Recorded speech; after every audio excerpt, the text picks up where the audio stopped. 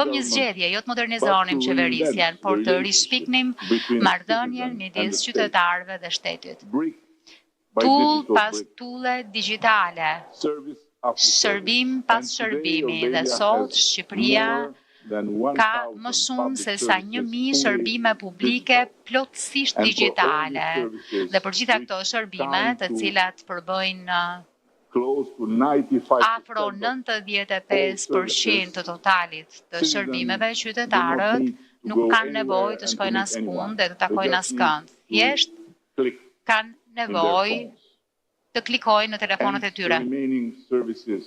Dhe shërbimet e mbetura janë të tilla si për shembull ai i martesës, ende nuk ka një mënyrë online për ta bërë këtë gjë. E po kështu edhe shenjat e gishtrinjve dhe shërbime të tjera të ngjashme. Kështu që është qeveria që shkon te qytetari dhe jo e anasjellta, por arritja më e madhe e këtij hapi të parë nuk ishte asnjëherë leverdia. Leverdia është e këndshme, liria është transformuese, sepse diçka jashtëzakonshme ndodh kur qeveritë bëhen digjitale.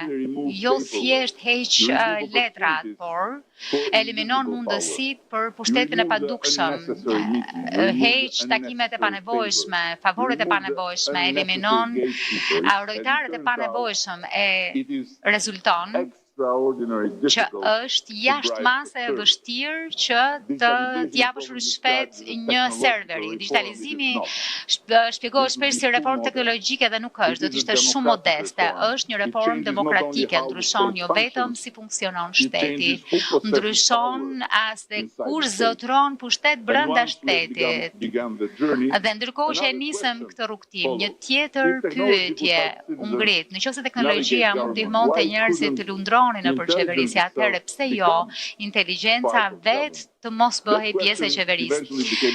Kjo pyetje është ndrua në një person, ose po themi në dikë që i ngjan, ndërtuam inteligjencën artificiale që t'i orientonim njerëzit përmes shërbimeve publike dhe pastaj morëm një vendim që shumë e konsideruan ose vizionar ose tërësisht absurd.